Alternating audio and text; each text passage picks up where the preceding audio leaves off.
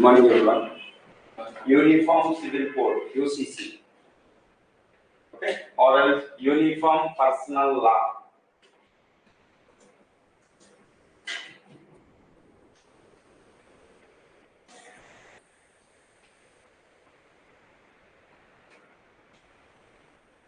Uniform Civil Code or Uniform Personal Law. Okay, this is an essay topic. This is our general essay topic. Okay, everybody feels that it is a controversial issue. Is it true or not? Is it true? Is it a controversial topic? Okay. And there is a one kind of misconception regarding UPSC or Public Service Commission that it will not touch the controversial topics. There is a misconception. Is it a misconception or a fact? Is it a misconception? If any civil servant, if the future administration, if not touch any controversial, the so-called controversial issues, who will touch and who will resolve the problems? Who will resolve the troubles of the country? If the reservation, uniform civil code and some aspects of the nation, there are the so-called controversies. For whom these are the controversies? Not for the civil servants. Okay, because they have to deliberate on, they have to discuss, they have to consider all kinds of opinions from the all sides. They have to take a consensus decisions. For that purpose, they have to touch upon everything. So absolutely no controversial topics in our nation. So everything is a trouble. Okay, we have to deliberate on, we have to discuss them. Out of them, the most important one is Uniform Civil Code. Okay, the Constitution of India. Okay, our holy, our law of the land, the Constitution, which is more than the law of our respective religions, because this is what the holy book for the governance. You know, it is more than of anything, especially for the administrators, future executive, even for the politicians, for whoever involving in the administration of our country, or else in our democratic process, they have to consider, okay, they ought to consider that the Indian Constitution, which is the law of the land, which is the holy, okay, according to the Indian Constitution. Okay, Uniform Civil Code means Article 44. Article 44 of our Indian Constitution says that, okay, we shall endeavor to bring uniform civil code or uniform personal law for all citizens, those who are living in our territory of the country. Okay, shall endeavor to bring the uniform civil code for all citizens, those who are living in our territory of India. For all citizens, this is an important. Shall endeavor, okay, and for all citizens, living in the territory, Indian territory. This is the words used by the Indian Constitution in the Article 44 of the Part 4 of the Directive Principles of State Policy. According to Article 37, these Directive Principles of State Policies are not legally binding on the government of India, on the state. Okay, these directives, this is the Article 44, which talks about the Uniform Civil Code, which is the part of the Directive Principles of State Policy. According to the Article 37 of the Directive Principles of State Policy itself, the Directive Principles of State Policy are not legally binding like fundamental rights. Which means this article, the Uniform Civil Code, for which the state shall endeavor to bring a uniform law or a uniform personal law for all citizens, is not legally binding on the government. So it has been endeavoring, as Constitution dictates, the government, the successive government since 1950 onwards, the constitution came into effect. Since 1950, January 26, every government, every successive government have been trying to bring forth this uniform civil code. But 72 years passed off. No realization of this uniform civil code across the nation. However, the things become controversial, more disturbed. The present state of the country, the present state of the affairs, not conducive to bring the uniform civil code. Okay, the people are thinking this is a controversial issue, but this is the most important topic for the general, those who are preparing the civil service and UPSC and the APPSC for the various public service commissions. This is an important topic. It's very important. It is a part of politics and part of dynamics of Indian politics, etc., etc. And this is not only that; it is the social issue as well.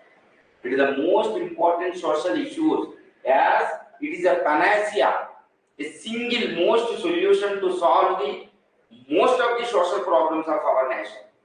Most of the social problem solutions are lies in the uniform civil code, which is the panacea. Therefore, it is an important topic. Okay, it is not only a socially important topic; it is politically, okay, culturally, and in terms of national security, unity, and integrity. It is the most important topic. So it can be found in any part of your syllabus. It's the most important topic. However, another important, why it is the most important topic? Recently, okay, various state governments like Uttarakhand, Madhya Pradesh, Karnataka have appointed committees to bring uniform civil code in their respective states. Okay, the constitution, what the constitution says, Article 44. The state must endeavor. So now there is another controversy now. Okay, the state government, respective state governments try to bring the uniform civil codes in their respective states. Whether it is a constitutional or not, nobody is here. And this is the biggest topic in our country. That's why this is the topic of discussion. Okay, these states are mostly ruled by a single ruling party, the so-called religious party. Okay, whether this constitutional article is it for the states or for the union, it says for the explicitly the Article 44. The tone of Article 44 is this state must endeavor to bring the uniform civil code for the all citizens, those who are living in the union territory of the nation, not any part of the nation, not any part of our society. So this is what, that's why these are the questions have been raised by many constitutional experts. Okay, and these are the main doubts is lingering in any minds of any common man, all citizens of the nation. So this is a point of issue, and why it is so much important, because a so-called one political party, religious communal party, has three agendas in their political manifesto in our nation. Number one, Ayodhya. Number two, abrogation of the Article 370. Scrapped. Already it is over. It's fulfilled. Ayodhya, with the Supreme Court, Honorable Supreme Court judgment, that has been completely resolved without involving that political party. Our Supreme Court of India has completely resolved that issue. Now, another third is Uniform Civil Code. So, it is the third most important aim. So, this is an important issue. We have to point out something. What this Article 44, the constitutional aim, is to bring forth the Uniform Civil Code. It should not be the aim of a political party. It is the aim, supreme aim of our Indian Constitution, and supreme aim and desire of our constitutional founders of Indian Constitution. founding fathers of Indian Constitution.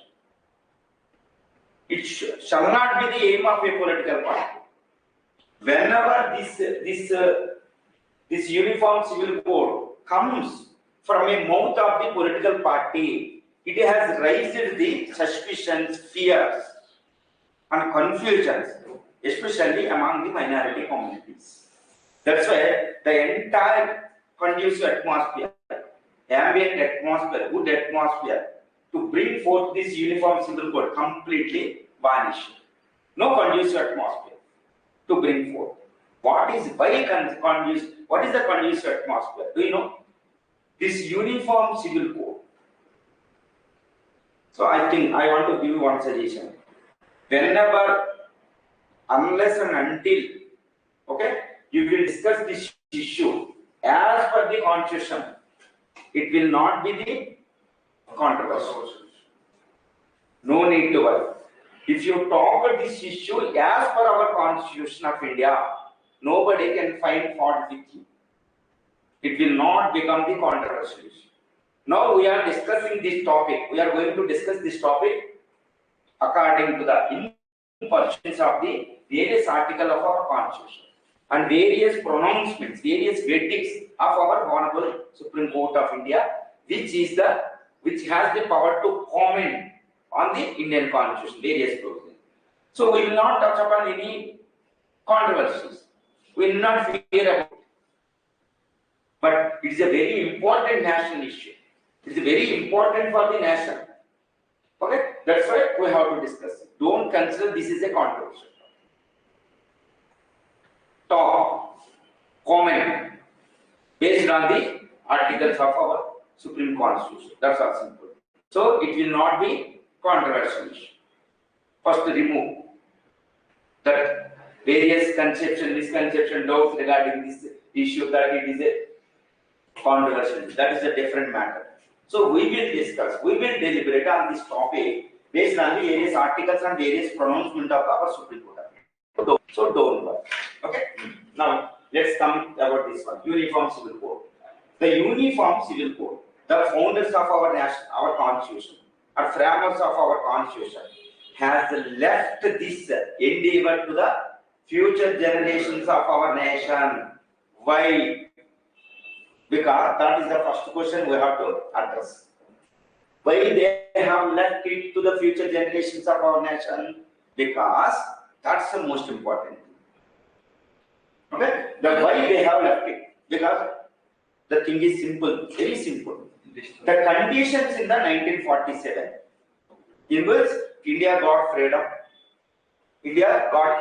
but it was marred by the partition and ensuing communal rights. The communal rights which disturbed to bring the conducive atmosphere, that's what the consensus, remember. With consensus, we shall not impose, we shall not bring the Uniform Civil Code. This is what the real intention of our founding fathers. Without consensus, absolute consensus, we should not bring this Uniform Civil Code.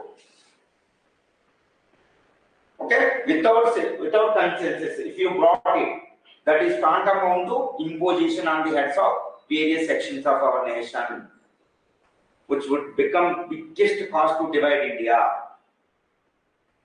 This is what the intention. Remember, what is the intention of our founding fathers? Why they have left it to the future generation? So, according to the Article 47, it says that the state must endeavor to bring the Uniform Civil Code for the citizens of the territory of India, which means for all geographical area, for all sections, those who are living in this country, for all sections. Who are the all sections? All religions, all castes, gender, everyone, which means to our pluralistic society, which is innate. It's a composite culture which is innate, no parallel on the earth. Okay? to foster this pluralism, to foster this compositeness, conscience is essential. Our nation is conscience.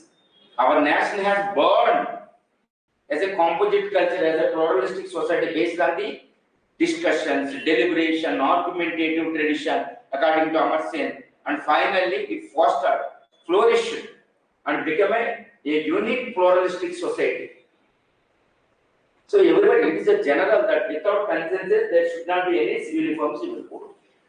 Consensus in 1947, followed by the communalism, communal rights and partition. There was no conducive atmosphere to bring this consensus among the minorities, among the various sections, among the various geographical regions in the nation. That's why left it this task to the future generations. That was the real intention of the founding fathers of our nation.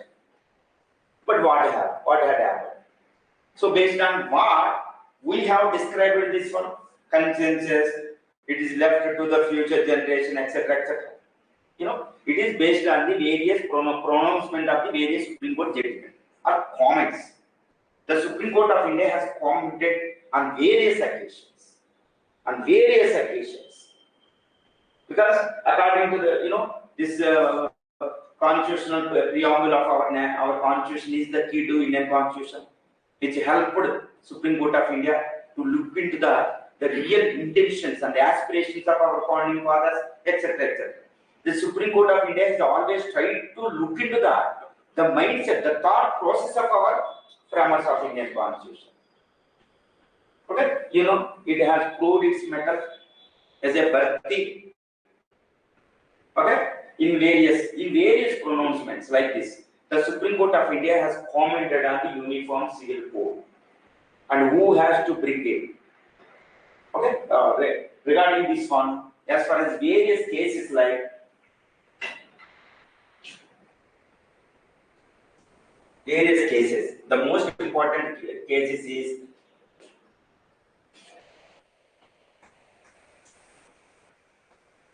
Bansilal Party versus the government of AP in 1996. This is one case. Sarala Muddal case. Another case is Sarala Muddal. The various cases regarding this Uniform Civil Code are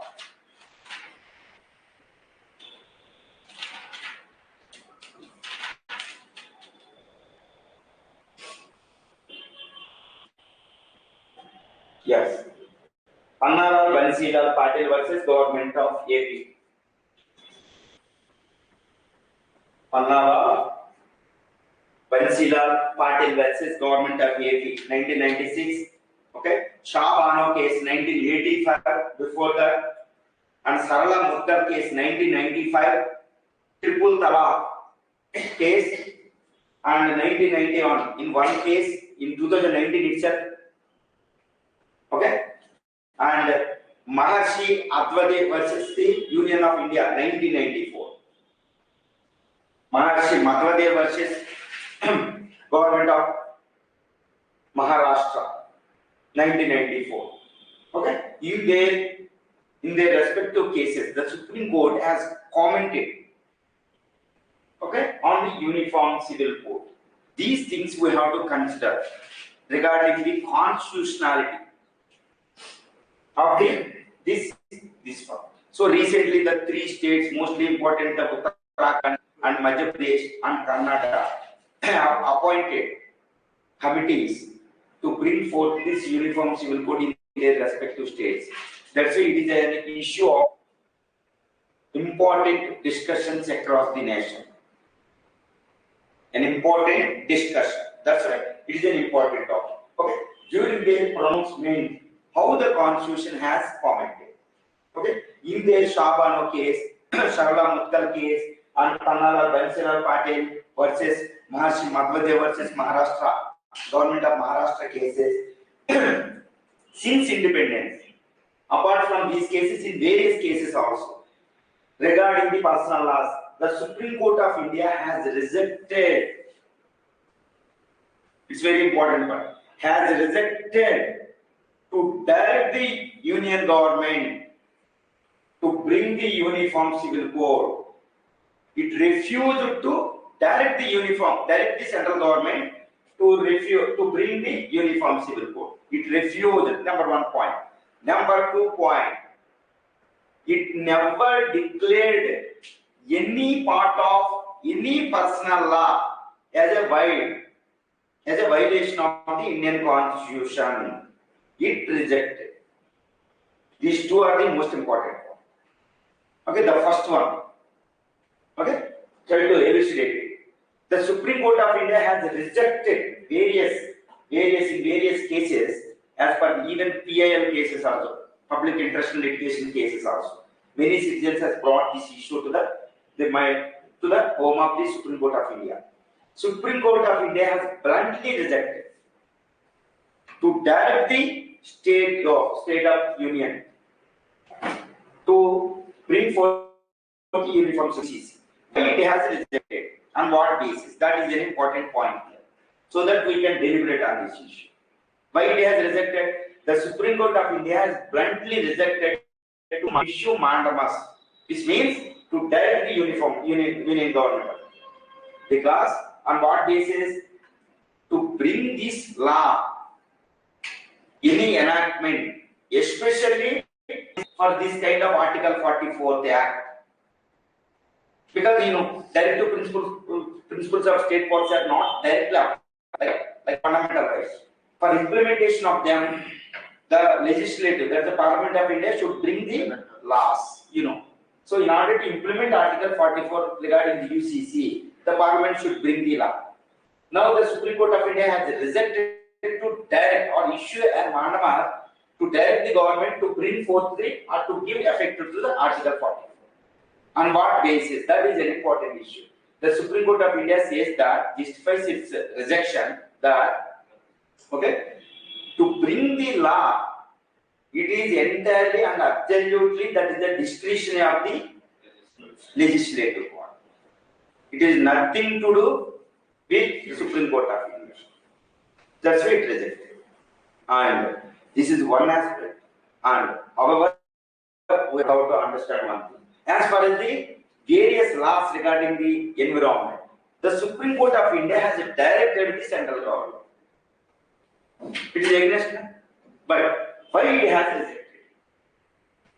That is the point of an issue. We can analyze it. As far as the various, most of our environmental laws in our nation is at the bid of the Supreme Court of India. It directed. But as far as this uniform Article 44, the Supreme Court of India, since independence, have been rejecting, though various citizens brought in this issue.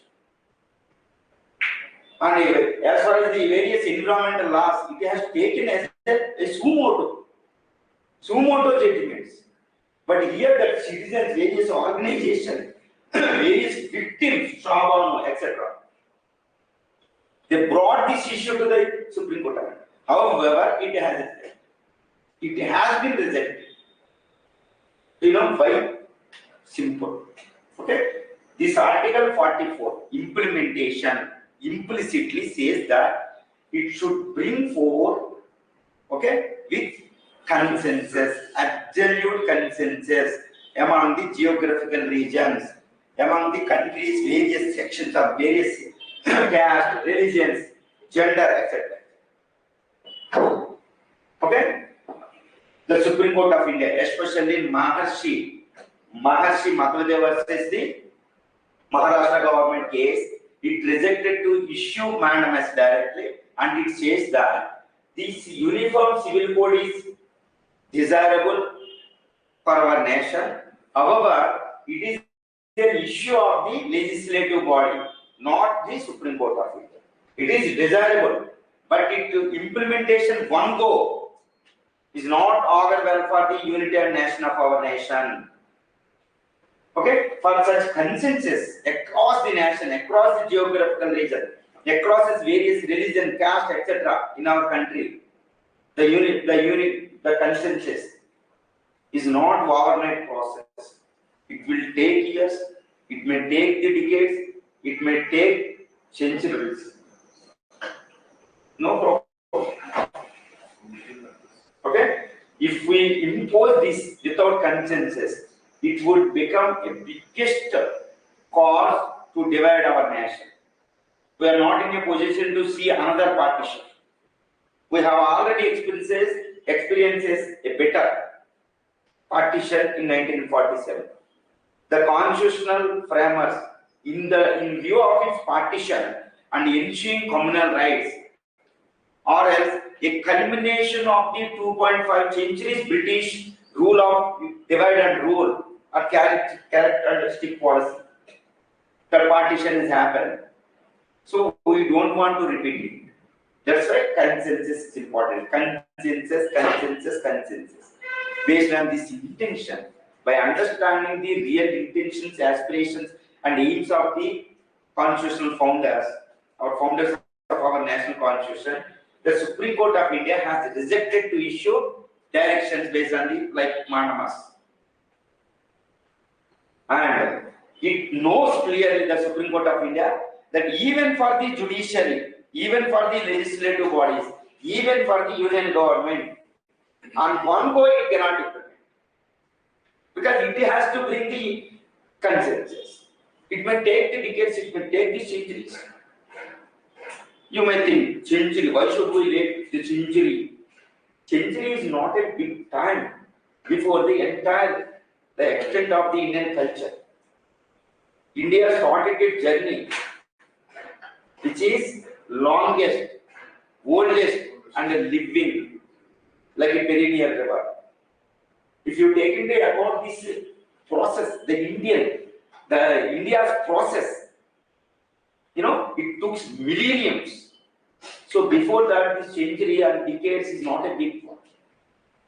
And this imposition of uniform civil code, accepting this consensus, will become the biggest cause to divide India.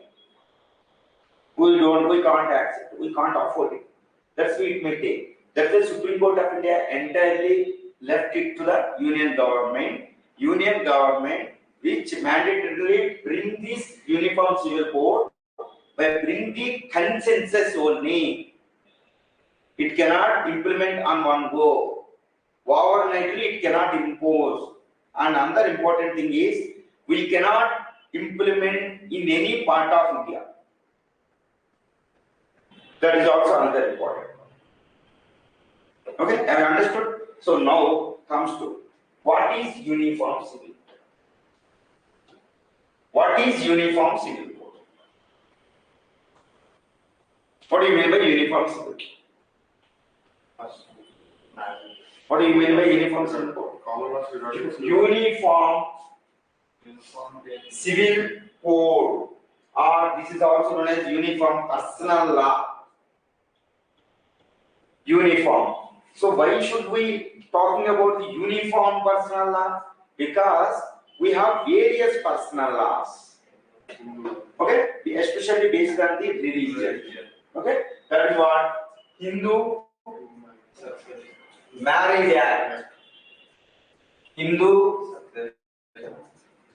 Marriage Act 1955. Okay, similarly, Hindu Succession Act 1956.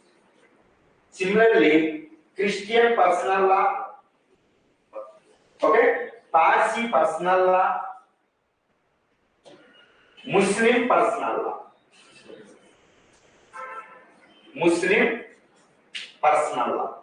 Okay, Hindu personal law. Separately for Hindus, we have separate personal law, and as far as the Christians, we have separate personal law. As far as the Parsis, we have separate personal law. As far as Muslims, we have personal law. And Hindus, which includes Sikhs, Buddhists, and Jains. Which means there are main important religions in our nation is 7.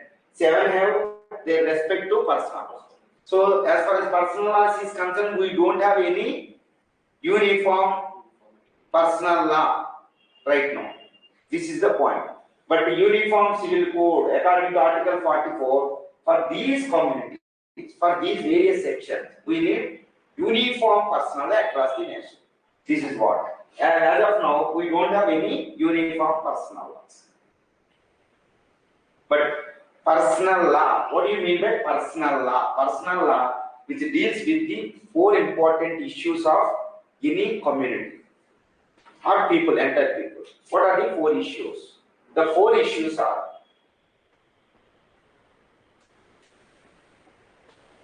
marriage. Number 1 is marriage. Number 2 is divorce.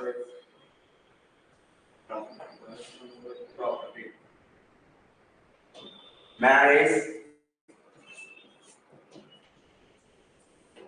Second, divorce. 3, succession. Succession or inheritance. Inheritance. Or 4th is adoption.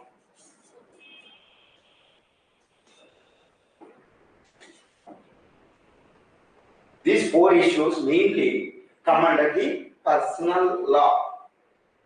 Okay? So now define the uniform civil code. Uniform civil code is nothing but a uniform personal law to deal with the marriage, divorce, and succession or inheritance or adoption of various communities, various religions. That is known as uniform civil code. Uniform civil code is nothing but uniform civil code can be referred as a uniform civil code is nothing but to deal with the personal laws related. There are these 4 across the nation, whatever the community. That's what uniform civil code. This uniform civil code is different from the various civil and criminal laws.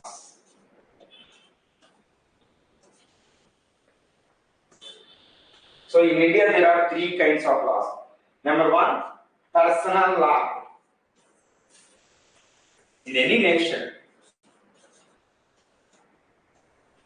personal laws. Number 1. Number 2, civil laws. Number 3, criminal laws.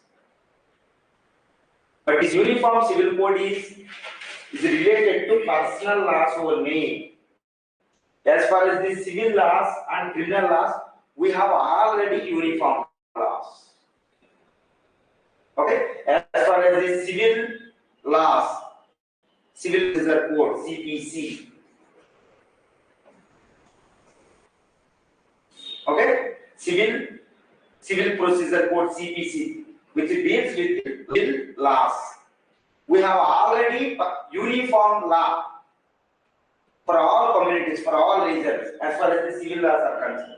As far as the criminal laws are concerned, there is a CRPC, Criminal Procedure Code of 1870 to 1860s. Okay, as far as the criminal laws also, we have uniform law for entire territory, for entire community, entire sections of our nation. Okay, as far as the civil laws, as far as the criminal laws, we have uniform laws since colonial era. Okay, but as far as the personal laws are concerned, we don't have uniform laws for our nation, for which the state must endeavor according to the Article 40. Have you understood? What do you mean by uniform personal? UCC. It is related to personal laws. It is mostly related to these 4 issues of personal laws of our territory, of our citizens.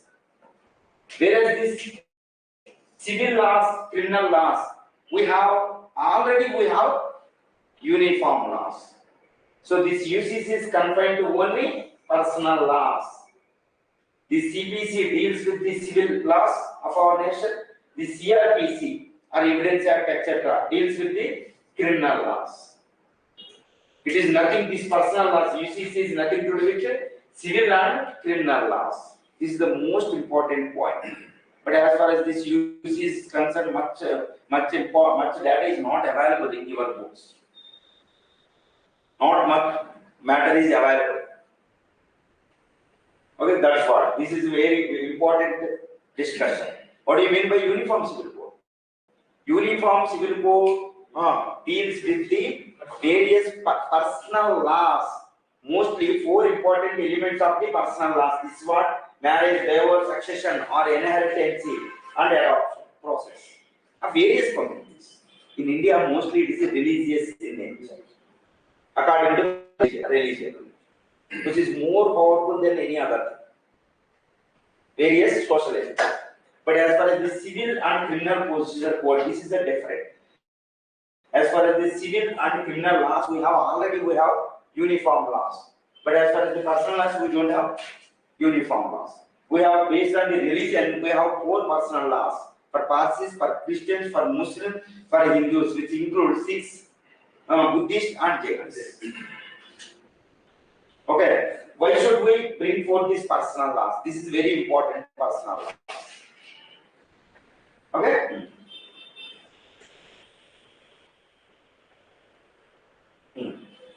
Constitutionally, what is the present state of these personal laws? This is what we have discussed. The present state is various communities, various religions have their respect to personal laws. That is what the present state. Okay. As far as historical dimensions, once you look at the historical dimension of the Uniform Civil Code, okay, during 1835,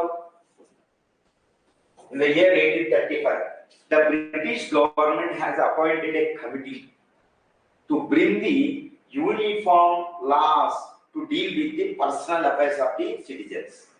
Then, but however, it didn't take up this issue. Okay, the committee in 1835 has suggested to continue the various personal laws. But 1857, why it has came. The main important reason behind the 1857 revolt is to involve in the various socio-religious affairs of our nation. That's why the British was reluctant to intervene into the India's socio-religious affairs. So it is postponed completely. It never has taken up by the British government. However, in 1941, just 6 years before India's independence, the British government has appointed M.G.Rau committee. The M.G.Rau committee, M.G.Rau is a constitutional expert, okay, jurist, and also he was a member of our Constituent Assembly. M.G.Rau, yes, Constituent Assembly, and as well as he is a member of our drafting committee as well as. He was such an expert. Okay, the British government in 1941 appointed M.G.Rau committee to look into the Uniform Civil Code, a uniform personal law for our nation. Okay, because of this various big stage in the Indian freedom movement, though this committee reported it could not look into this one, the British government. Okay, and it concentrated on the freedom struggle. Finally, the independence came. So this committee reported that it is better to continue the personal laws, various personal laws for the various religions. So based on this one, the Hindu Marriage Act 1955, the Hindu Succession Act 1956, and various personal laws have came into effect. So this committee, M.G.Rau committee 1941 is important, not only important for the British efforts, and it is very important for the various personal laws in our nation at this moment. Okay, appointed by British government, but implemented by independent India. Because he is not a British is in India. He is a member of the drafting committee as well. Okay, this is what the historical efforts as far as the Uniform Civil Code is concerned, which means to bring this UCC Uniform Civil Code, there have been efforts across the centuries, along with the civil laws and criminal laws, for which we have uniform laws. It has been efforts since across the centuries, since 1835 onwards. Remember this. But no success, no great success. It has always been a topic. But the constitutional fathers has inserted this into as an Article 44. Now states shall endeavor to bring this issue. Okay, so delay is not a big problem in India, but finally we need consensus to implement it. If you look at the historical aspect of this one, it has been an issue since 1835 and become a great issue in 1941. M.G.Rau committee. It recommended for the various personal laws for various countries. Okay, this one. And which articles are related to this Uniform Civil Code?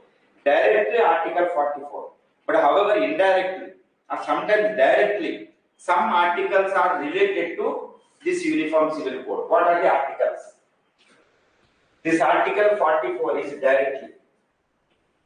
Article 44 of our TSPSC, Directive Principles of State Policies, and directly deals with the UCC and Constitution.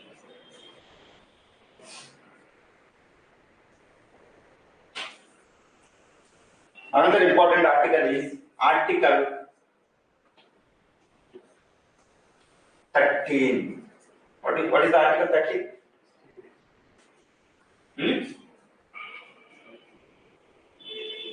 14.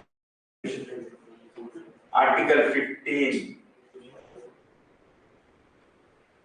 And Article 25 to 28. Freedom of religion. Okay, these articles and Article 371 D to 371 G article.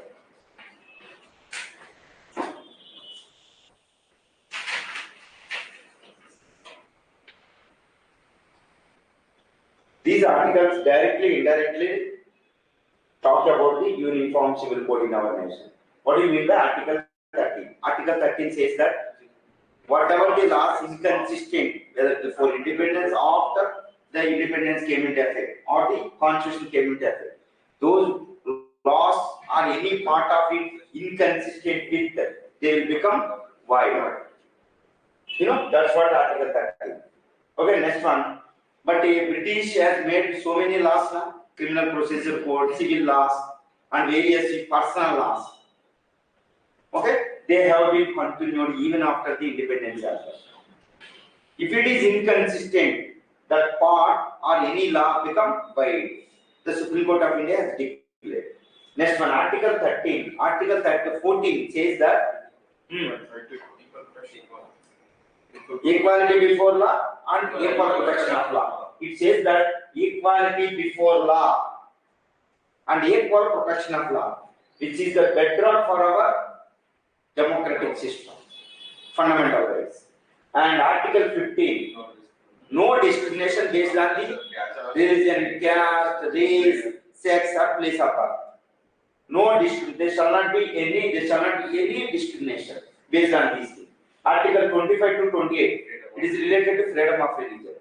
Every religion, every faith, they have their respect to, according to their respect to traditions and faith, beliefs, etc. They have their complete freedom. Okay. Next, Article 371 D to 371 G. What is this? Special status to Northeast. Special concessions to various regions and various states of our nation. especially northeastern states, and Goa, Daman, Pondicherry. Why it has given special concession? Because, for example, look at this one, Pondicherry. Pondicherry was ruled for centuries. Pondicherry was ruled by French. This Goa by Portuguese. Daman by Portuguese for centuries.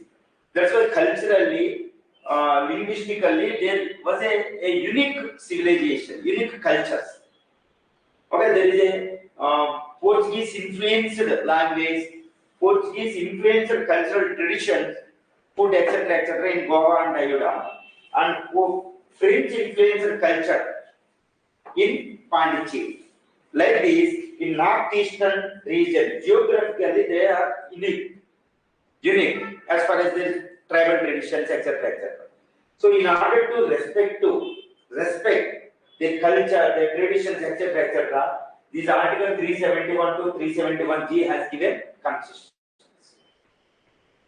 Because it's a diversified, plural society. Our Constitution of India has accommodated, these are all diversities. That's why India is a unity in diversity. So Indian Constitution is also unity in diversity. These are directly, indirectly deals with the Uniform Civil Code. In order to bring the Uniform Civil Code for across the nation, we have to consider all these things. Sometimes they will encourage, sometimes they become hurdle to implement Uniform Civil Code. Okay, let's discuss later. Next comes to this one, the importance of Uniform Civil Code in India. The importance of Uniform Civil Code in India.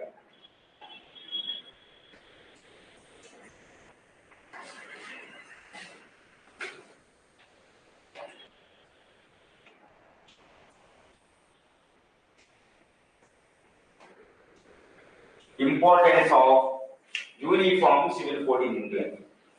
What is the importance? There is a much important. That's why our Constitution has mandated the government of India and asked the government of India to bring the UCC. Even after the 72 years of the Constitution came into effect, this importance still persists. We need it at any cost. We need the Uniform Civil Code. What is that importance? What is the importance of Uniform Civil Code? If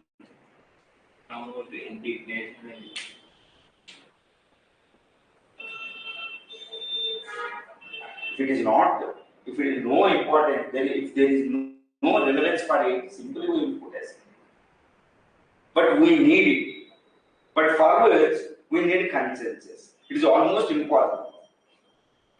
First we have to understand what is the importance of uniform civil. What is the need of Uniform Civil Code in India?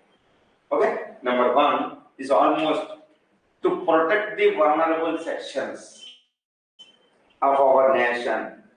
To protect the vulnerable sections of our nation. Who are vulnerable section? If you look at the vulnerable sections of our nation, women, half of our India. And another thing is SC, STs. SC, STs, they have been subjected to brutal, inhuman caste system, casteism since centuries in our nation. Okay? And also various vulnerable sections. They have been subjected to various discriminations.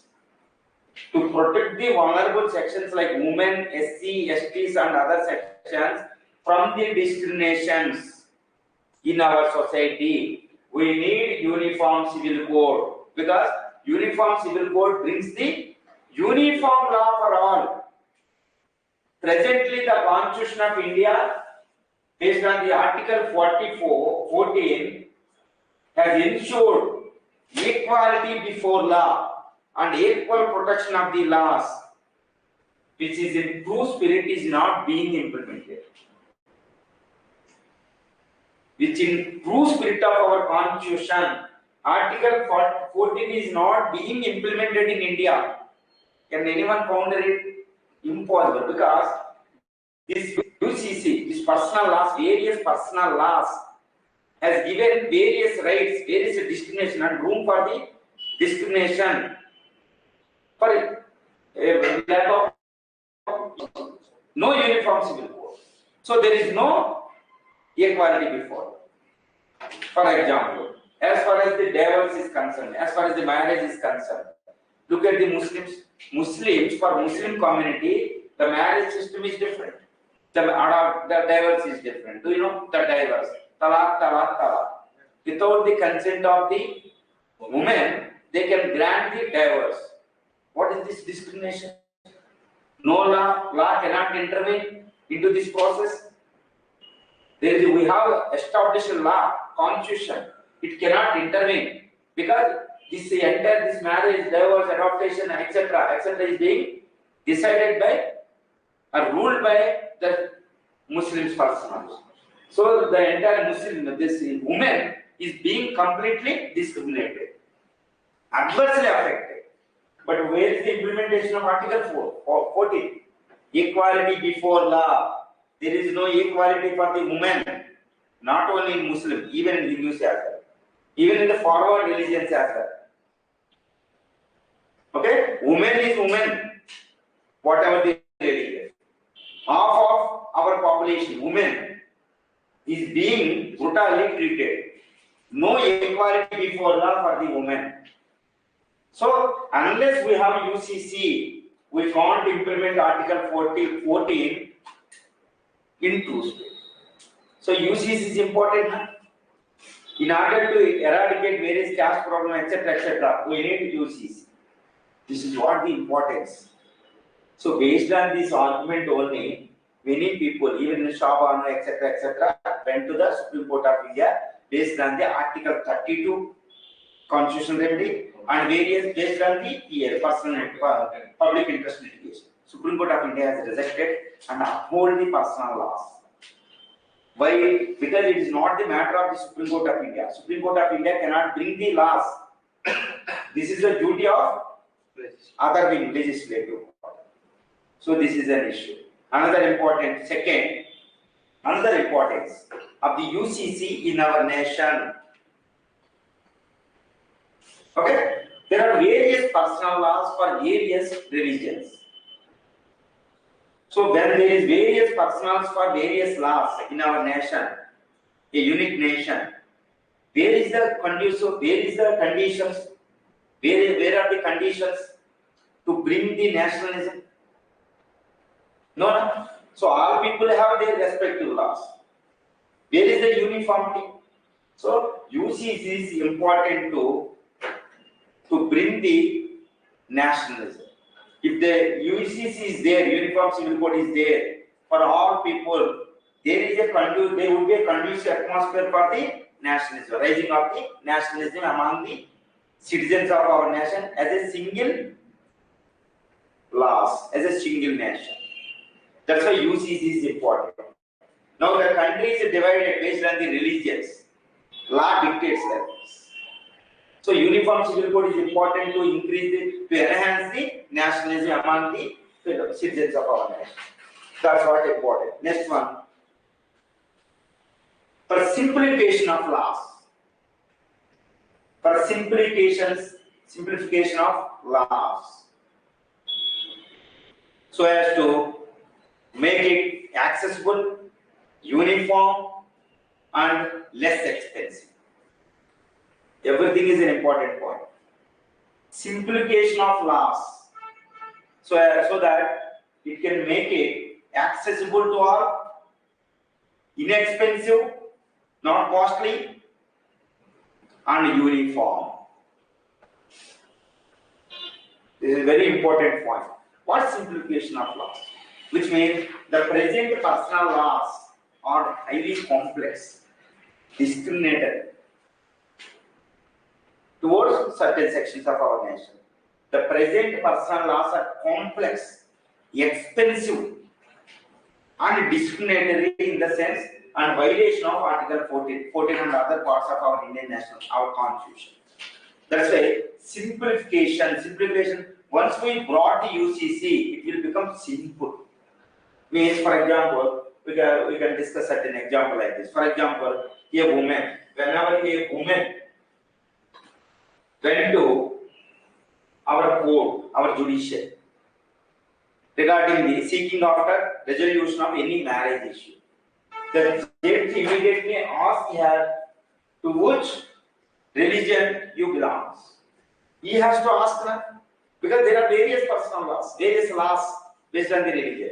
Immediately the judge asked her to which religion you belong. You are belonging.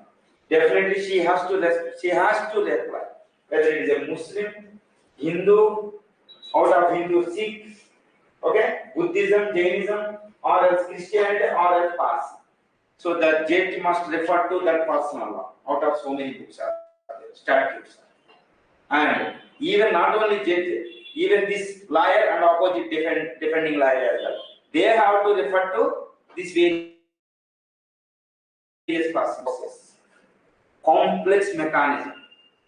Even the mature jurists also cannot pronounce any judgment within 1 year.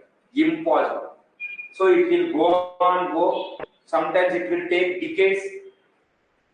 Okay? In order to solve this case, it will take years and decades, and a number of cases in our nation. So it is a burden on the even judiciary to resolve this issue. It's a burden on our police person, both all departments, social welfare department. So because there is a complexity of the present law system regarding the personal laws. Okay, because of this complex process, it is a costly. Okay, why it is costly? Because if she went to any court, the lawyer asked her to which religion you are belonging. She will tell this Christianity. So he has to study now. I can't deal with this one, and he will refer certain other lawyer who is expert in this one. Highly expert type, highly costly. That's why pending of cases in our courts, according to present status few months back, okay, our law minister, Kiran Rijiju Union law minister, this pending cases in our courts, entire judicial system, breached the 5 crore, 50 million. 5 crore. Most of the 50 million cases, most of the cases, at least 1/3 cases are related to this personal laws. That's why simplification of laws is very important in our nation.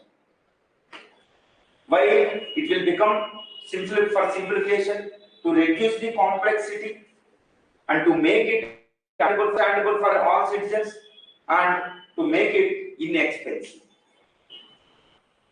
As expeditious, both time and expenditure. The present complex legal system regarding the personal laws is not viable, not expeditious. That's why uniform civil code is very, very important. Have I understood? Next one. What is the next important thing? In order to foster the secular feeling among the nations, according to our preamble of our constitution, one of the major aim of our nation is, our constitution is to establish secular system, secularism. So when the laws itself is allowed all religions to maintain their respective tradition, etc., where is the question of secularism? In order to bring the secularism as intended by our constitution, so uniform personal law is very important. Okay, secularism. Further, UCC is very important. Next one.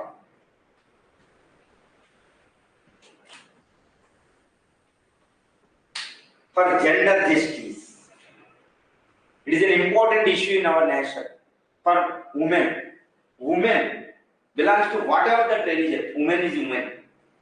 In Hindus, women are being suppressed and repressed. In Christians, there is a suppression. In Muslim, the suppression is high. Even in among the Parsis also, women is different. Women is being treated differently. So woman is always woman. Whatever the religion she belongs, she is being suppressed, repressed, and discriminated. So gender justice is very important in our nation. Always it is an important topic. So to bring the gender justice, to address the various women issues, uniform civil code is the panacea. Without uniform civil code, we cannot resolve the various women issues in our nation. Impossible. So the prior condition is to bring the uniform civil.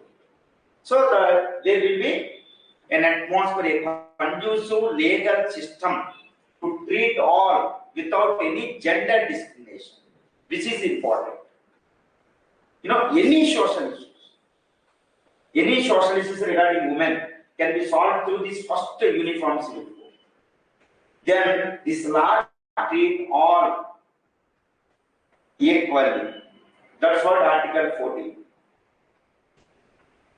Okay, this in order to resolve all women problems, UCC is panacea.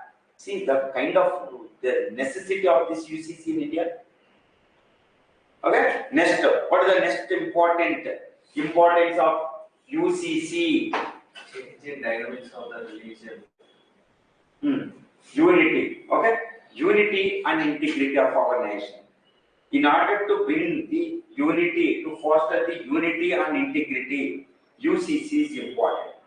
So the present personal law, as far as the present state of the personal laws, we have different personal laws for the various communities based on religions.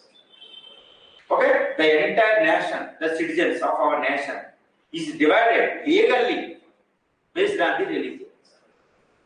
So it is not our welfare to foster this unity and integrity of our nation. So if there is UCC, Uniform Personal Law, for all communities, irrespective of their religion, definitely we will have good conducive atmosphere to foster the unity and the integrity of our nation. That's what the main important aim of our constitution also. Without which we can't live as a single nation. Okay? That's why in order to bring the unity and integrity of our nation among our citizens, UCC is necessary. So since independence, country is suffering from various division forces, various divisions, for the regionalism, separatism, Naxalism, okay, various movements, etc., etc. This is because of lack of UCC. This is because of various discriminations. We can't eradicate this discrimination once we brought the UCC. Okay? In other words, simply, for the unity and integrity of the nation, UCC is essential. See, look at the importance of UCC. Okay? Next one.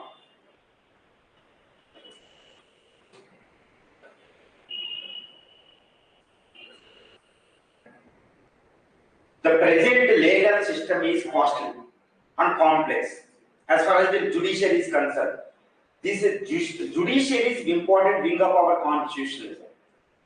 Without judiciary, there is no constitutionalism. But the present judiciary is not effective in India because it is a delayed justice is there in India. Delayed justice is denied justice. Supreme Court of India, our judiciary has been putting a lot of efforts to make it in time, but it is a delayed justice. It is one of the basic defects of our judicial system. And another thing is, Indian judiciary is most costly. The common man, most of our citizens, cannot afford this judicial system. How many can come to the High Court level? How many people can come to the Supreme Court level? It is a costly. According to the directive principles of state policy, so every citizen should be accessible to legal aid, free legal aid, etc., etc. But where is that one implementation? Because the judicial system is complex and costly. It is not accessible, and it is a delayed justice these days. 5 crore cases has been pending before the Indian courts. 5 crore cases, 50 million cases. So it is a delayed justice. It is one of the basic defects of our judiciary. So it reduces the public trust in the judiciary, which means public trust in the democracy itself. To survive democracy, the judiciary must be reformed itself. It should become less cost and accessible and should deliver this justice, grievances in time or in time bound. When it can possible, forward, UCC is essential. UCC, Uniform Civil Code, is essential. Another important thing is, look at our judicial education system. So the Supreme Court of India has commented on it. If you look at the judicial education, that is also important. At this moment, sufficient lawyers are not there to meet the needs of our Indian justice, Indian judiciary. Sufficient judges are not available because our judicial education is so complex. If you want to become a lawyer, any man is this personal lawyer or civil lawyer, you have to understand every religion. You have to go through every religious personal law. So it's very difficult now.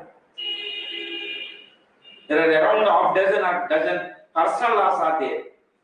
You have to read it. How it can possible?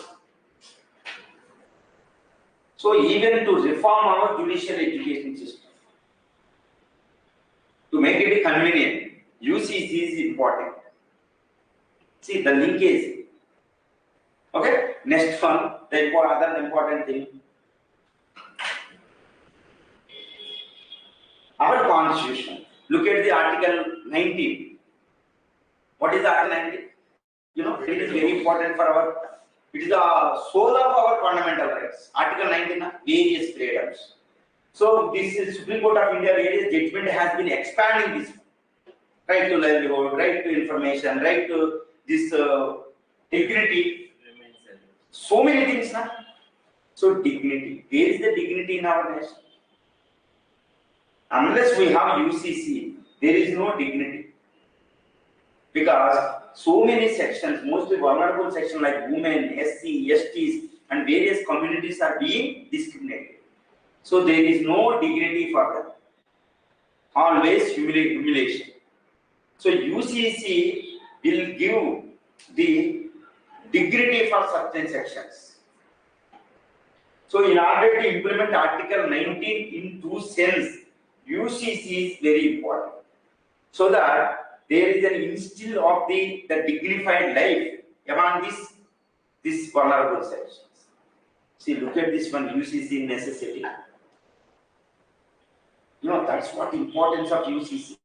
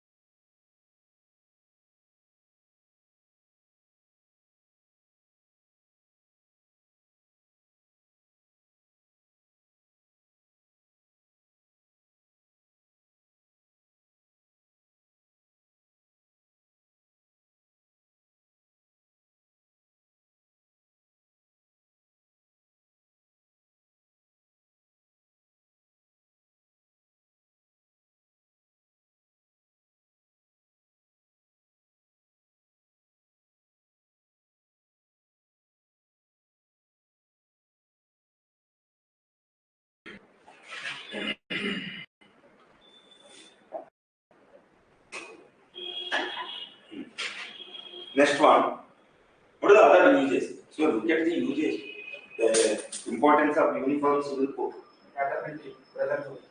Okay. Next one. Next importance. For removal of alienation. Alienation.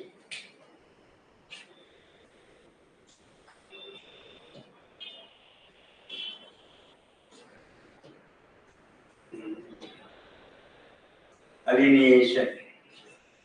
What do you mean by alienation? It's a feeling of alienation among the Northeast people, among the Jammu and Kashmir, and among the various sections of our country that we are not the part of this nation. They feel some kind of isolation. They feel some kind of out of the ambit of our national process. That is the feeling of alienation. In order to remove that feeling of alienation, which is very dangerous for the existence of our nation, okay, it should be removed only through UCC. We can eradicate such kind of feeling among the various sections, various geographical regions of our nation. Alienation. Okay, further, this UCC is essential.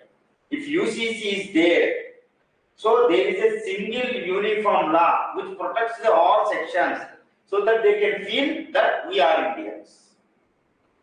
Next.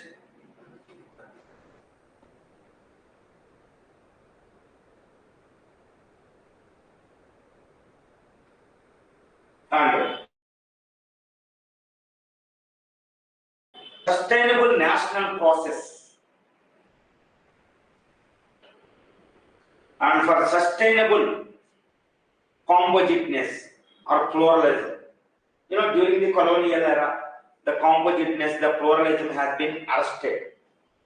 Okay? If you have UCC, if there is a single personal law for all of its citizens, okay, there is a progressive and sustainable national process, national building process, or composite process, or pluralism has become sustainable. This is what uniqueness of our nation. Our nation is unique. India is India, no parallel, because of its composite culture and pluralism, plural culture. Okay, it will sustain. It will flourish once we have UCC for all of its citizens. Okay, it is an essential. Okay, in this way. Okay, as a sum up, in order to make it our constitution in true spirit, UCC is essential. So without UCC, right now, our constitution is not being fully implemented as far as Article 14, 19, Article 15, etc., and main aim, socio-economic justice, etc., it's not possible because there is no UCC. And another important is, the last and another importance is, to realize the constitutional supreme aim of our constitution, to realize of our supreme aim of our constitution, that's what socio, economic and political justice. In a single word, welfare state. That's what the supreme aim of our constitution, supreme objective of our constitution, which can be realized only when we have UCC. This is what UCC. So after the discussion of UCC, the necessity of or importance of UCC, how did you feel? You know, without UCC, India cannot survive. That is what the essential or importance of UCC. That's why Article 44 should be implemented as early as possible, provided consensus. You know, now let's talk about the hurdles to implement UCC. This is what the composition of essay. So by and large, we are discussing, we will sum up that structure, we will discuss later. So I will provide you notes as well, don't worry. Okay? Now, hurdles.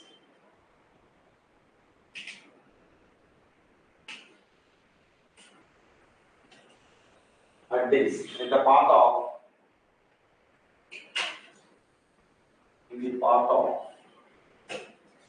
implementing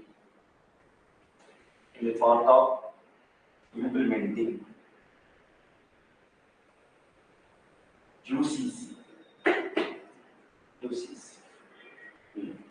So based on the above discussion, we can tell that the implementation of UCC has paramount significance in India. It is essential to survive India long last. To survive Indian civilization long last. It has been arrested during the previous centuries because of foreign rulers, especially the British rule. So India got the independence. It has been rejuvenating. Okay, but UCCs will give final impetus to it for compositeness, pluralism, socio-economic and political goals of our constitution. That's what is for welfare state, etc. So it is essential uniform civil code. So we have to implement this Article 44 because of this. But consensus is very important. Okay. Now let's talk about the hurdles in the path of implementing UCC uniform civil code. What are the hurdles are there? The most important hurdle is consensus. Okay, based on the mindset, the thinking process of or intentions of this constitutional founder of our Constitution of India, and based on the various pronouncements of our highest judicial Supreme Court of India in various cases, okay, we can conclude that in order to implement UCC, there must be consensus across the territory, across the religions, across the sections, across the caste, across the gender. There must be consensus, which appears to be impossible, right? This is the biggest hurdle in the path of implementing UCC. We have to explain this is the biggest hurdle. So this is the essential, but this should be implemented not in one go, only in the condition of consensus, but no conditions.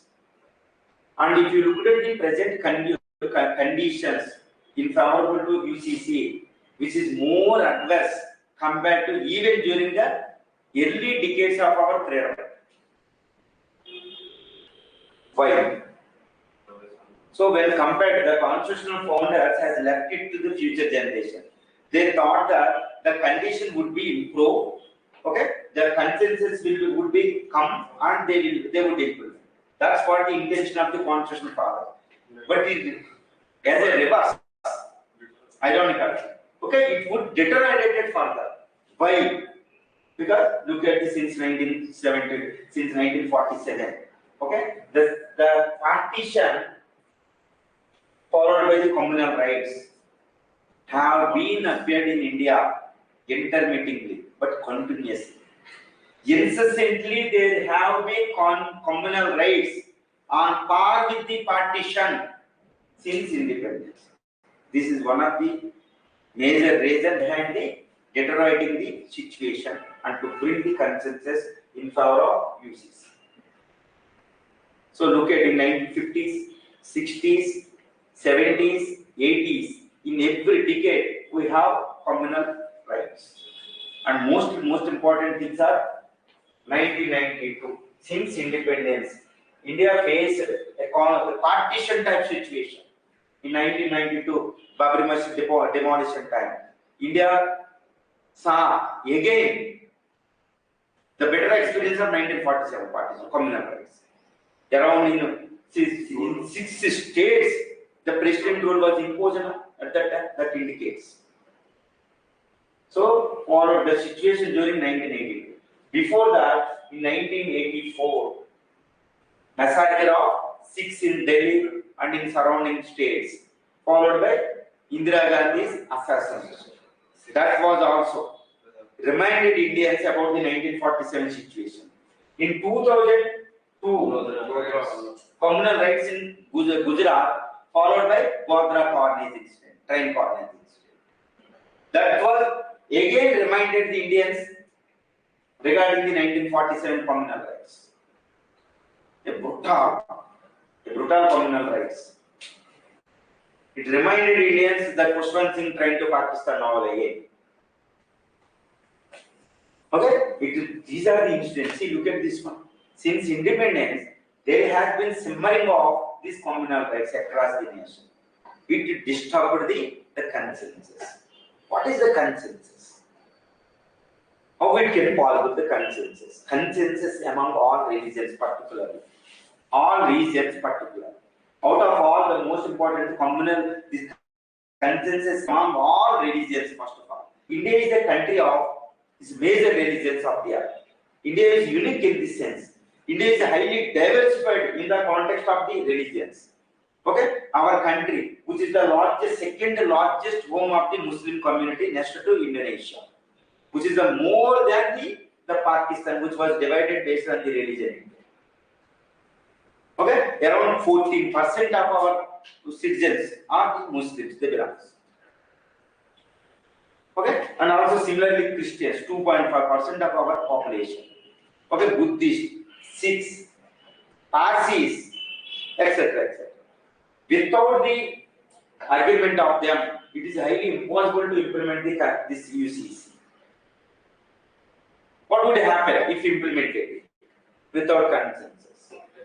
As bidding by some states, what would happen? Even common and everybody can understand, it would become the biggest cause to divide India again. We can't afford it. No one wants. No one wants, because we have seen the partition, the thing of partition.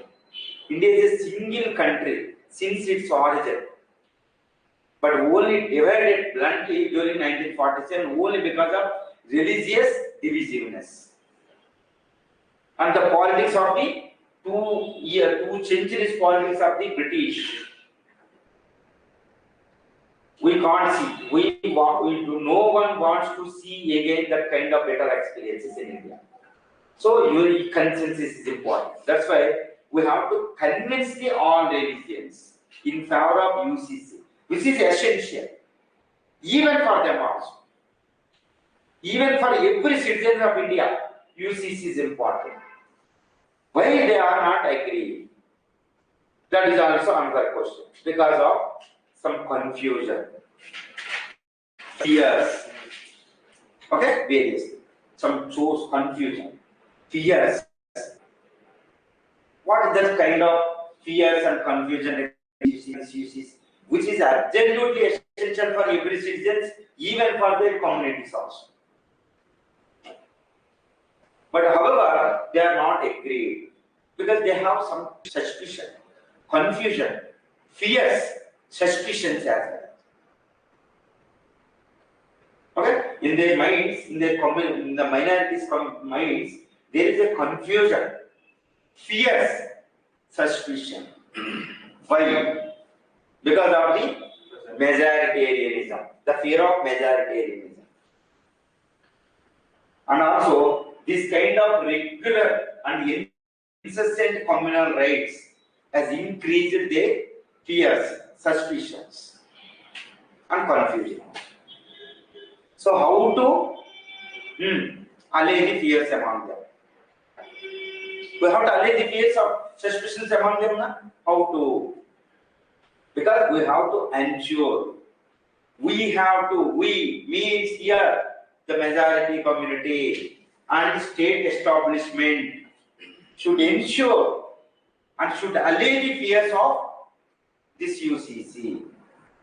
Okay, they fear that and they suspect that if the UCC come into effect, the majority community may suppress and rule them. This is what they fear. But in opposite is UCC will enable them. Absolutely, it is true that UCC is very essential for their growth as well. And it will ensure equality along with the majority power. But the situation is reverse. So you know that this UCC is essential for even for them. You may question, why don't you impose it? It's good now. You can ask. But however, this democratic system, we have to understand this mindset, psychological angle of it. What is the psychological angle of the democracy? Democracy can survive based on the trust only. Democracy, without public trust, democracy cannot survive. The public trust is important. This public trust deficit is not good for the democratic process. Here the public should trust, public should believe that it would be good for them. Unless and until you should not impose it. Though it is absolutely good. You know, this is what is psychological angle. The democracy can survive, can depend only on the public trust. If there is any deficit, public trust deficit is there, though it is absolutely good, you should not impose it. You should not implement it. That's what the real intention of our founders of Indian Constitution, and especially Dr. B.R. Ambedkar, is the democratic staunch supporter of the democracy and staunch supporter of this well-being of the downtrodden section of our nation. But however, he knows that public trust is very important for the democratic process, democratic survival. Without words, nothing. Okay, this is what this is the biggest headache and biggest challenge before the India state mechanism and also constitution. So unless and until we bring this UCC, the constitution will not be truly effective. So this is the point where we have to discuss, you have to convey the things to examiner. Remember the things which involved in this one. Highly complex now. That is the biggest hurdle. Next hurdle related to this one.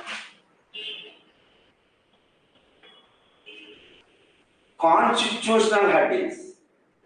What do you mean by constitutional hurdles? Already in terms of constitution itself, it has created biggest hurdle to implement UCC. See Article 14. What is this one? Equal protection of laws, equality before law. So equal protection of equality before law and equal protection of laws, which means implicitly it is saying that there are various laws. It has to protect. Number one. Number 15, Article 15. There should not be any discrimination based on religion, caste, sex, and place of birth, etc., etc. Now we will bring the UCC. So which means the 15th respected the diversities. So it is also creating to some extent, it is also creating hurdles. Article 16 as well. You know, in no discrimination in the public employment. Article 16. Like Article 19. Article 19, various freedoms across, even Article 25 to 26, religious freedoms. These are also hurdle. So Article 25 to 26, every religion has a right to believe, faith, and propagate, etc., etc. Constitution has granted equal rights to all citizens, full freedom, religious freedom. But now we are trying to bring the same uniform civil law for all religions. It is also creating hurdles not to some extent. It appears to be at least under Article 371 to 371, various provisions of Article 371B to 371G. Okay, it has given various concessions to various communities and various regions, especially Goa, Damananta, Pondicherry, Northeast, even Andhra Pradesh. Earlier Andhra Pradesh and Telangana under Article 371. We have various concessions, zonal system, etc. Because in order to protect the various interests of various communities and various geographical regions, so that to foster the diversity of our nation. So it is also to bring the uniform law for all accepting this one is creating kind of hurdles. Na? These are the constitutional hurdles. So how to resolve it? Earlier consensus, na? Now this is one. Now this biggest problem for this essay is, to give the conclusion.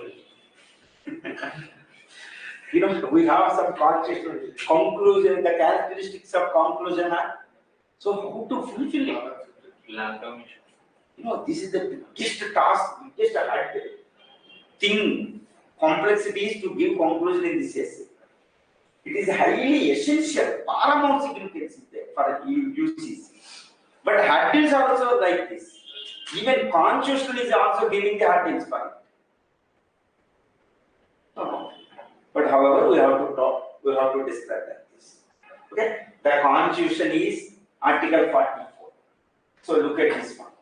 So after Kashvan and the Bharti case, so until Kashvan and the Bharti, until 1980, 3 decades, there had been a lot of fighting between the fundamental rights and directive principles of state policy.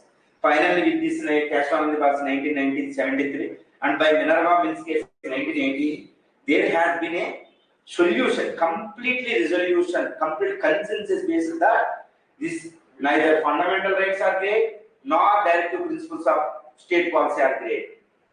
Both are equal, win-win situation, and both are essential for our constitution. In simple words, in the Constitution, Supreme Court of India words, it is the bedrock. Both constitute bedrock of our constitution. Act as a wheels, two wheels for this constitutionalism. It's a beautiful consensus. Even solution is also there in Indian Constitution. Article 44 says that this is the constitutional end. It is not our aim to bring forth to endeavor for this UCC. So in order to implement it, if there is any inconsistent with this one, we can modify it.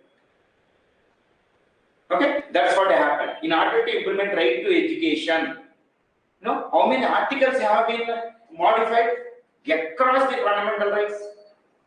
Article 2119, across the directive principles of state policy, and across the various provisions of our constitution have been modified in a way to implement the right to education. Remember, in order to implement this Article 44, okay, the inconsistent things can be modified in a way to pave the way for UCC. It's not anti-constitutional. It's a beautiful one. So earlier it appears to be very toughest. Now it's not a toughest. Another consensus. As far as consensus thing, it is the biggest headache. But how to resolve it? Even compared to earlier decades of our independence, now the situation is highly adverse, highly deteriorated. The fears, suspicions, okay, confusion among the minorities have been increased manifold compared to earlier decades of independence. But consensus is very important for UCC to bring it. But it is essential. How to bring it? How to resolve it? You have to show the solution. Otherwise, you can't give the conclusion to this essay. See, the UCC, it appears to be the simplest essay, but it will test your capacity. How to do the conclusion? So earlier, constitutional article, we have given, we have substantiated based on the RTE, etc. etc. So as far as this consensus, it's really difficult, impossible, absolutely impossible now to bring the consensus, which is essential for UCC implementation. This is what the test. So remember, I will suggest you, I will analyze. So it means holistic point of view. Holistic, there is a holistic way you have to understand it. These kind of conclusions are very important, and these kind of solutions are very important for the future administrators. But unless we resolve this consensus, we can't conclude essay. How to conclude? See, during the freedom movement, the Mahatma Gandhiism has united entire nations based on the principles of tolerance, non-violence, and truth. He united whole country across the geographical regions, across the communities, across religions, across caste, across gender, across whatever that thing. So it was highly impossible. It was appears to be highly impossible in view of the 1.5 million foreigner rulers and the mighty divisive forces of the British. 1.5 million of these foreign rulers suppressed and repressed and divided the India by all means across the 1.5 million. Against such a kind of mighty forces, in the presence of such mighty forces, Mahatma Gandhi united the nation across, irrespective of all these things. The entire 30 crore Indians, okay, in unison they have given a statement. We need independence. We need independence. That was the consensus. If Indians convinced, they will come to conclusion. They will come to consensus. Like Akbar united the nation. Chandragupta united nation. Earlier Ashoka united nation. If you look at the entire history of India, Indians were consensus. They were on the basis of consensus only. As far as the national issues are concerned, they have been come to conclusion. A single voice. They have given a single voice across the history of the India.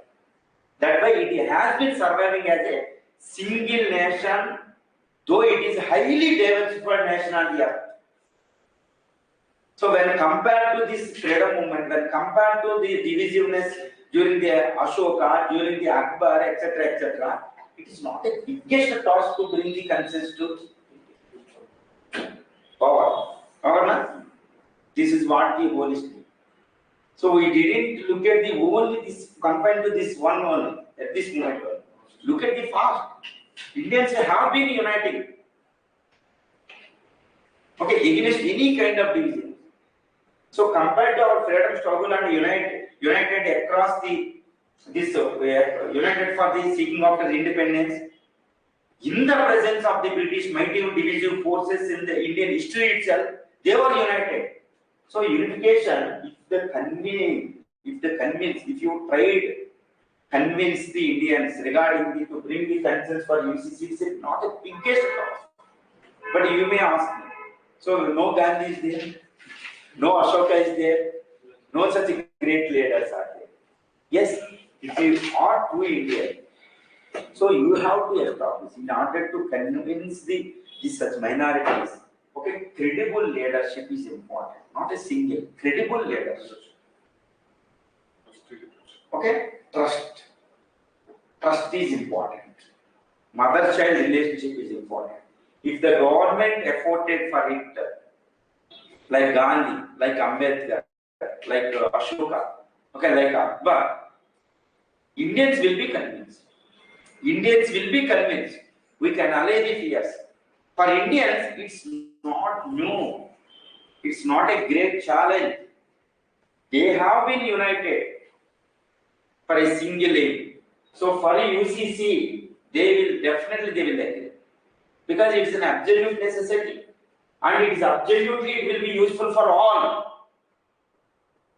That's why consensus is not the biggest task, especially among the Indians. Indians are great. So in this solution, we touch every nook and corner of Indian culture, Indian civilization. See the beauty of UCC. Okay, we have hurdles. These are impossible. But however, simply we solve it. Definitely we will get increased marks in this one. 65, 70 marks. 70% of marks you can get in UCC. UCC is the toughest essay in your entire essay program. If you consider these things, it appears to be polity essay, UCC, very simplest essay. See, look at the complexity of UCC. No, really, I surprised. Like reading this UCC, I go deep and deep by analyzing. Nothing we can get in your books. Nothing you can get in your even entire material available in your internet. This is what UCC, Uniform Civil Code. Okay, another hurdles are most simplest hurdles. Remind communal politics. Our politics are communal in nature, caste in nature for the last 75 years. Certain vested interest in India, in Indian political system, they want to grab the power at whatever the cost. So that's why it encourages the communal politics and caste-based politics. We have to remove them first of all. However, what is the solution? Election reforms. Electoral reforms is essential. Public awareness is important. Okay, for which it's not a difficult task compared to earlier topics. Earlier difficult. Next hurdle. Another important hurdle, the so-called religious parties are in power. It increases the suspicion among the minority community. Certain political parties, these are the communal parties, they are in power. The presence of them, and mostly here understand one thing. Now Uniform Civil Code, which is appears to be is not aim of the Indian Constitution, which is appears to be aim of a religious parties. You know, this is the biggest problem now. So it is further increases the suspicion, fears, and other suspicion among the minorities.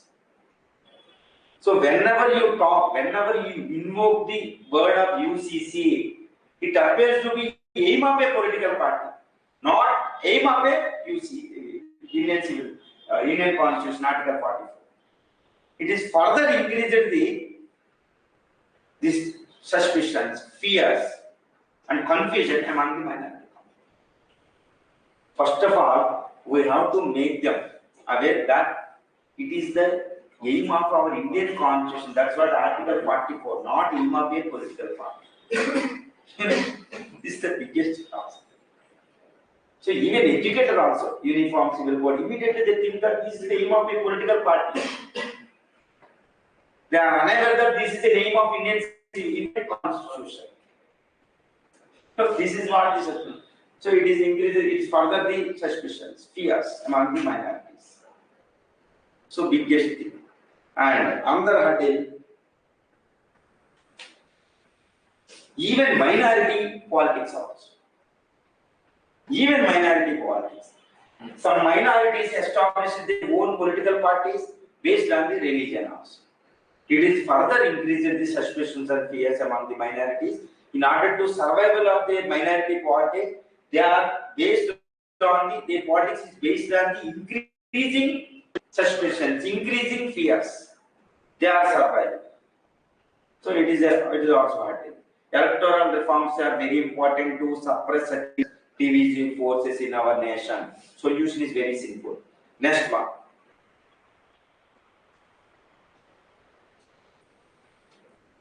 Our unity in diversity itself is the biggest hurdle. See, the hurdles, if you look at the hurdle, our unity in diversity itself is the biggest. India is a unique nation in terms of unity in diversity, especially in diversity. There is an immense diversity. But how to bring this uniformity against this diversity? You know, in fact, the UCCs appears to be uniform, but not to bring the real uniform by suppressing these divisive forces, their diversity. This Uniform Civil Code is simply to dictate the personal laws in the modern sense, not to suppress the divisiveness, diversity. In fact, this is very essential to foster the diversity in them. But however, in modern lives, however, in changed conditions, you know, Uniform Civil Code is not to suppress this diversityness, to foster this diversity. In fact, you know, so it is not against our unity in diversity. the concept of unity in diversity. It is not against our composite culture. It is not against our pluralism. It will foster further.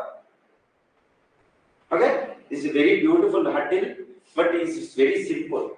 If you understood this, the reality, the real sense of or contours of this UCC, you can counter it.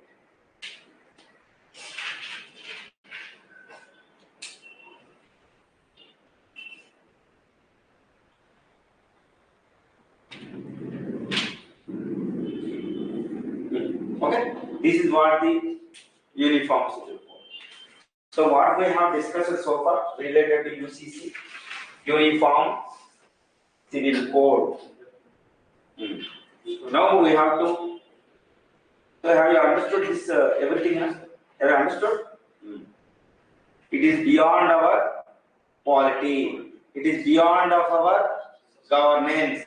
It is beyond of our society, which include uniform civil code, which include our history, our cultural traditions, our entire struggle to become a single nation across the millennium, and it includes society, psychological dimension, every dimension of Indian society. It is the beauty of uniform civil code. It is the main aim of our Indian constitution. It is highly essential. There is a paramount significance for UCC for the compositeness, to foster the compositeness, pluralism of our nation, and to make it durable of the present order, freedom. But hurdles are also formidable. There are formidable hurdles for to implement UCC, for which the constitution aims. Okay, the solution is not also difficult. Not difficult. You can resolve that. Okay, this is what UCC. So entire this structure. The first write down the question in the question form. So with this we can deal with any question related to UCC. Any question. This may be highly expected question this year. Highly expected. One question in the form of the question.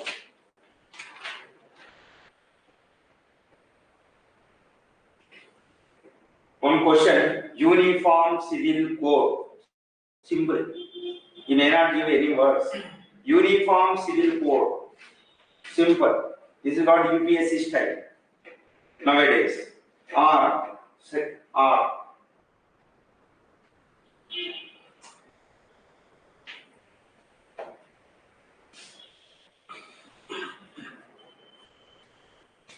Discuss the importance of uniform civil code. Discuss the importance of uniform civil code.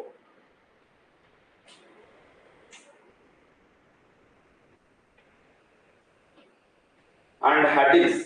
Discuss the importance and hurdles regarding uniform civil code and suggest measures to implement it. This is what the second type of question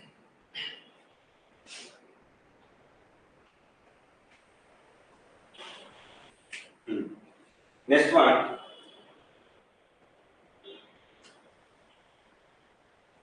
Why it is important? What is the relevance of UCC? What is the relevance of UCC? And why it becomes controversy, or else? Why it becomes controversy? Or why it is in news?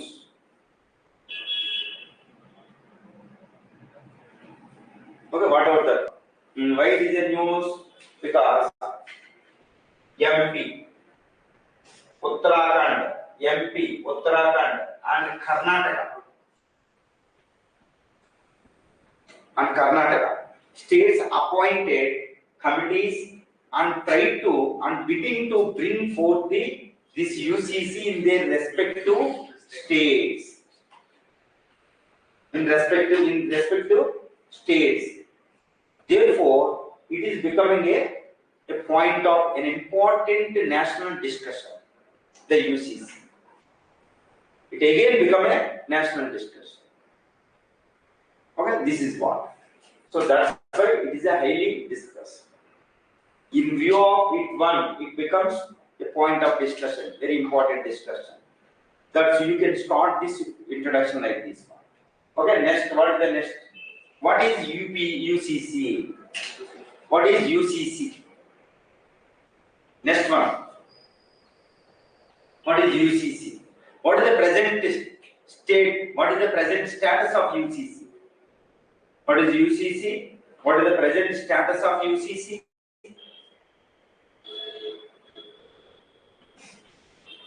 Next one. How it is different from? How it is different from civil and criminal laws? Civil and criminal laws. Next, importance of UCC. Importance of UCC. Next one, hurdles. Hurdles of UCC. And suggestions to resolve them. Suggestions to resolve them. Next, finally, conclusion. Finally, conclusion. Before this one, what is the UCC and how it is different from this is one. So you have to insert another one.